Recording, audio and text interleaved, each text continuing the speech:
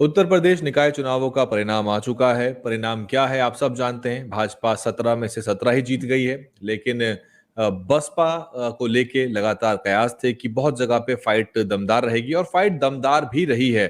सहारनपुर और खास तौर पे आगरा में फाइट दमदार रही, लेकिन जो है आंकड़ा कहीं भी कन्वर्ट नहीं हो पाया। सपा की भी कमोबेश वही स्थिति रही। पूरे इस परिणाम पे चर्चा करने के लिए हमारे साथ मौजूद हैं फोन लाइन पे डॉक्टर जयप्रकाश सिंह जी मेरे साथ हैं, बीएसपी के पूर्व राष्ट्रीय उपाध्यक्ष हैं, जमीन पे सक्रिय रहे। सर, परिणाम देख लिया आपने, कैसे विश्लेषण करेंगे इसका, क्या कुछ हुआ?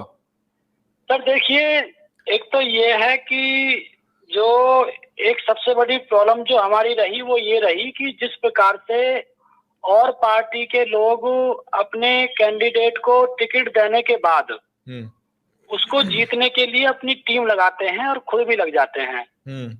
तो हमारी पार्टी में एक दिक्कत ये आई कि जो कोऑर्डिनेटर वगैरह जो जिनको जिम्मेदारी बहन जी ने दी, उन्होंने केवल टिकट देने तक ही वो कनेक्टिविटी में रहे कैंडिडेट की, और जब उनको टिकट दे दिया उसके बाद में उन्होंने कोई अपनी खास जिम्मेदारी नहीं समझी, जिसकी वजह से हम थोड़े थोड़े वोटों से इन सीटों को हारे हैं। जो 2 सीट जो आप बताई आपने जी। तो इसलिए जो है अगर थोड़ा सा जिम्मेदारी से हमारे नेता लोग भी थोड़ा सा अगर घूम लेते तो बात अच्छी बन जाती। जैसे इमरान मसूद तो अपने आप में एक ब्रांड है, तो वो तो अपने लेवल पे चल गए जी। अगर और सीटों पर जो है थोड़ा सा काम हो जाता पार्टी के हमारे कार्यकर्ताओं द्वारा, नेताओं के द्वारा, तो बात हमारी और अच्छी बन सकती थी। बाकी वोट में हमारे कोई खास गिरावट नहीं आई है। वोट का अगर देखा जाए रेशियो तो वो हमारा बड़ा है, और आप देख सकते हैं कि लगभग समाजवादी पार्टी के गठबंधन की लगभग 125 सीट होने के बावजूद भी वो हमसे कहीं कोई खास ऊपर नहीं है। तो ऐसी स्थिति में देखा जाए तो फ्यूचर को लेकर के हमको तैयारी करने की जरूरत है इस पे, और उसी आधार पर इसको बेस बना करके हम लोग काम करके लोकसभा की तैयारी शुरू करें, तो तब कुछ परिणाम आने की संभावना लोकसभा के चुनाव में हमारी बढ़ जाएंगे। आपका ये कहना है कि जो जिला की इकाई आमतौर पे या फिर जो स्थानीय इकाई होती है विधानसभाओं की यूनिट, वो टिकट देने के बाद आमतौर पे प्रत्याशी के साथ नजर नहीं आती, वीडियो में भी नजर नहीं आती। मसलन इमरान मसूद जितना दौड़ रहे हैं उनके साथ जिला के लोग तो कम से कम नजर नहीं आते हर जगह पर। देखिए, बिल्कुल आपकी बात सही है, क्योंकि जो ना आप किसी भी कैंडिडेट से बात कर लीजिए, आप लगभग 95% कैंडिडेट इसी बात को कहेंगे और कहते नजर आते हैं कि हमको केवल टिकट तक तो बात बनती, हमसे बात करते हैं, टिकट देने के बाद फिर हारे चाहे जीते वो कैंडिडेट की हेडेक है। तो इसलिए जो ना ये एक हमारी पार्टी में थोड़ी सी ये दिक्कत है। इस पर जो है मुझे लगता है कि शायद अब माननीय बहन जी इन सभी नेताओं को बुलाएंगी 1-2 दिन में, और उसके बाद में इस बिंदु पे जरूर चर्चा करेंगी और सबको इंस्ट्रक्शन देंगी कि भाई आपको जो है कैंडिडेट के चयन के साथ साथ उसके बाद भी आप लोगों को जो है कैंडिडेट के साथ रख करके उससे अलग अपनी पार्टी का जो अपना संगठन है उसको साथ लेकर के आपको काम करके डबल पावर इकट्ठा करना होगा।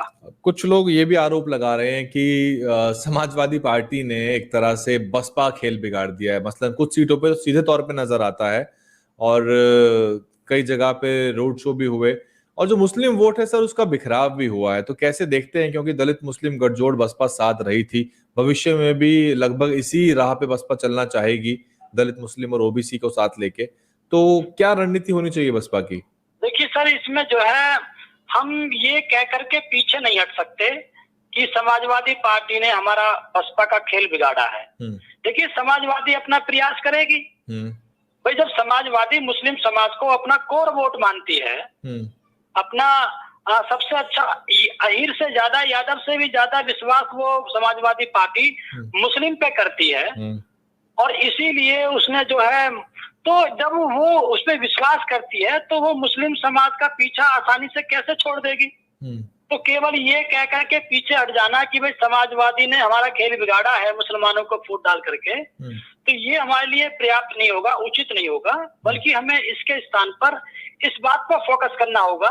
हालांकि इस चुनाव में मुस्लिम समाज का काफी बड़ी संख्या में वोट बसपा के पक्ष में आया है, लेकिन हमें मुस्लिम समाज को हमें अपने साथ में विश्वास के साथ लेना होगा, ना कि केवल ये एलिगेशन लगा करके पीछे हटना होगा कि समाजवादी पार्टी ने खेल बिगाड़ा है। तो समाजवादी पार्टी खेल नहीं बिगाड़ रही है, बल्कि हमें खेल बिगाड़ने वाली बात से हट करके खेल जो बना सकता है वो मुस्लिम समाज बना सकता है। तो हमें मुस्लिम समाज पे मुख्य रूप से काम करना होगा। जिला और प्रशासन के लोग और स्थानीय प्रशासन को कैसे देखते हैं आप? क्योंकि इमरान मसूद की भी कई वीडियो आई थी, उन्होंने कहा कि वोट डालने में बहुत दिक्कत आई और लंबी लाइनें लगी रही, तो उसको कैसे देखते हैं आपकी? बहुत से लोग हैं, जनता भी इसमें आरोप प्रत्यारोप लगातार कर रही है। जी बिल्कुल, ये देखिए बिल्कुल बात जायज है। लगभग 8,000 से इमरान मसूद जी चुनाव आ रहे हैं और मैं तो ये समझता हूँ कि वो चुनाव जीते हुए हैं। मेरी तरफ से तो मानना ये है कि वो चुनाव जीते हुए हैं, क्योंकि मुझे ऐसा लगता है कम से कम 40-50 हजार वोट जो है इमरान मसूद जी का नहीं पड़ने दिया है इन लोगों ने। जो लंबी लंबी कतारें थी उनको देख करके, उसके बाद में फिर वो झगड़ा देख करके, सारी समस्याओं को देख करके फिर वोटर जो है मुस्लिम समाज का खास तौर से वो घर पे रुक गया, जो बसपा के पक्ष में वोट डालने के लिए जा रहा था। तो इस आधार पर वो अपनी मनमानी तो की है, क्योंकि जो योगी जी हैं वो बताना चाहते हैं, वो दिखाना चाहते हैं पूरे देश के अंदर कि मेरे नेतृत्व में अगर चुनाव हुआ है तो देखो मैंने 100% रिजल्ट दिया है और मैंने जो है मैं मोदी जी से बड़ा चेहरा बन करके आ सकता हूँ। तो इसलिए ये प्लानिंग कर रहे हैं, हो सकता है योगी जी आगे के लिए, प्रधानमंत्री की लड़ाई के लिए। तो ऐसा लगता है कि उस तैयारी के तहत इन्होंने, हो सकता है ये इसका शासनकार प्रशासन का मतलब प्रशासन को शासन के माध्यम से दबाव में लेकर के जरूर अपना कोई ना कोई इन्होंने इस प्रकार से किया है, ऐसा लगता है। क्या भविष्य की रणनीति देखते हैं आप बसपा की? या बसपा को क्या समीकरण साधने चाहिए, क्या बदलाव करने चाहिए? बहरहाल बदलाव की बात तो 22 के चुनाव के बाद भी हुई थी, लेकिन तब भी बड़े बदलाव या कोई इस तरह की चीजें नहीं दिखी हैं। तो आपको लग रहा है कि प्रचार में कुछ अंतर था? भाजपा ने जो प्रचार किया, सपा ने जो प्रचार किया और जो बसपा ने प्रचार किया, उसमें कुछ अंतर था? भविष्य में क्या होना चाहिए आपके हिसाब से? देखिए सर, ये बिल्कुल बात आपकी जायज है। देखिए, अगर योगी जी ने इसकी जिम्मेदारी ली चुनाव की, तो उन्होंने उस प्रकार से प्रचार किया। अखिलेश जी ने भी प्रचार किया, सभी लोगों ने प्रचार किया, लेकिन हमारी पार्टी की तरफ से कैंडिडेट जितनी मेहनत कर सकता था उसने अपने दम पे मेहनत कर दी। तो इसमें हमको पार्टी की तरफ से भी अपना प्रचार जोड़ना होगा। मुझे ऐसा लगता है कि अगर हम लोग कैंडिडेट के दम पर हम सेकंड नंबर पे आ रहे हैं और बहुत अच्छी फाइट दे रहे हैं, अगर इसमें अपनी पार्टी की तरफ से, कार्यकर्ताओं की तरफ से काम और जुड़ जाता है, प्रचार और जुड़ जाता है, तो हम वास्तव में हम जीत सकते हैं, भाजपा को हम हरा सकते हैं। तो अगर फ्यूचर की बात की जाए कि कैसे करना चाहिए, तो बहन जी ने जो इंस्ट्रक्शन दे रखा है कि गांव चलो अभियान, उसके तहत बीएसपी का लगभग 1 लाख कार्यकर्ता उत्तर प्रदेश के अंदर है। जब हम देखें पूरे उत्तर प्रदेश में वो 1 लाख कार्यकर्ता अगर 2 गांव भी एक दिन में कर ले, 2 गांव भी अटेंड कर ले, तो 2 लाख गांव को हम लोग एक दिन में अटेंड कर सकते हैं। तो हमको कहीं ना कहीं उस काम को फिर से शुरू करना पड़ेगा और अपनी जो अपनी प्लानिंग है उसके अंदर। पर वो कार्यकर्ता सर गांव में जाके करेगा क्या? उसके पास कोई पैम्फलेट नहीं है, कोई कैटलॉग नहीं है, पुराने कामों की कोई तस्वीर नहीं है, कोई वीडियो नहीं है, कोई प्रोजेक्टर नहीं है, उसके पास दिखाने को तो कुछ भी नहीं है। तो वो गांव में जाके केवल चर्चा करके वापस आ जाता है, या ज्यादा से ज्यादा जो है अगर सीनियर लोग होते हैं तो वो अटेंडेंस ले लेते हैं जिला के लोगों की, उसमें भी लोग खाना पूर्ति करते हैं। मैंने एक मीटिंग देखी जहां पे बड़े वरिष्ठ नेता और उनको बूथ के लोग दिखा रहे थे, तो क्रिकेट खेलते बच्चों को इकट्ठा करके दिखा दिया गया उनको। हाँ, बात ठीक है आपकी। आज के हिसाब से, आधुनिक हिसाब से कुछ तैयारी करनी चाहिए। अगर इसके लिए बहन जी ने कभी मना नहीं किया। कार्यकर्ताओं के हाथ में सर आईपैड हो, टैबलेट हो, उसमें पुरानी वीडियो हो, बहन जी कार्यकाल हो, जाके लाउड स्पीकर में बहन जी के भाषण सुनाए, तो कम से कम अपने कार्यकर्ताओं को इस तरह से ट्रेन करने की शायद जरूरत है बसपा को अब हाईटेक तरीके से। हाँ, ये मैं बहुत बार से कह रहा हूँ सर, दर्जनों बार कह चुका हूँ इस बात को मैं। वैसे जी बिल्कुल, ये बात आपकी सर बिल्कुल ठीक है। इसके लिए बहन जी ने कब मना किया है? अगर देखा जाए तो शायद मैंने एक बार सुना भी था कि बहन जी ने प्रोजेक्टर का भी जिक्र किया था कि आपको प्रोजेक्टर के माध्यम से काम दिखाने हैं। तो अगर कोई साउंड सिस्टम की बात अगर कोई होती है तो बहन जी के आदेश में, उनके इंस्ट्रक्शन में ये चीजें तो इंक्लूड है ना। इसके लिए तो जो मंडल की जो टीम है, जिले की जो टीम है, अब बताइए इस बात के लिए कौन मना कर रहा है कि बहन जी ने कब मना किया है कि आप लोग जयप्रकाश की तरह गाड़ी तैयार कर लो, उसके ऊपर आपका छोटा सा जनरेटर हो, साउंड सिस्टम हो, उससे आवाज लगाओ, उसके बाद में लोगों को बुलाओ। ऐसा तो उनको एक तरह से कहीं ना कहीं हमसे नजीर लेनी चाहिए और हर जिले के अंदर अगर हमारी जैसी गाड़ी घूम जाए और क्षेत्र में काम करने वाले लोग मिल जाएं, तो हम तो बहुत जल्दी ऊंचाई तक पहुंच सकते हैं। इसको कहने का मतलब है कि जैसे आरएस प्रवीण कुमार साहब से भी बहन जी ने नहीं कहा होगा कि इतना सारा लाइव स्ट्रीम करो, इतना हाईटेक तरीके से काम करो, लेकिन वो तो अपने हिसाब से बहुत से दर्जनों आइडियाज नए लेके आ रहे हैं। तो रोका तो यूपी के नेताओं को भी नहीं है बहन जी ने। जी बिल्कुल सर, बिल्कुल आपकी बात बिल्कुल ये सही है कि ये तो बहन जी के आदेश में ये सारी बातें निहित है।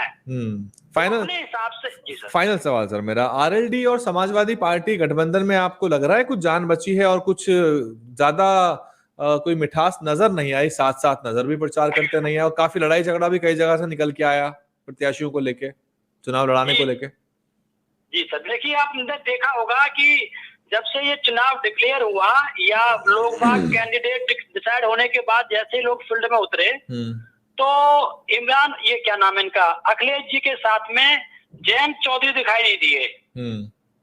तो ऐसा लगता है कि जैसे इनमें आपस में कहीं ना कहीं कॉन्फ्लिक्ट हो गया है इंटरनली। एक बात, दूसरी बात, मुझे ऐसा लगता है कि समाजवादी पार्टी को निराशा हाथ लगी है।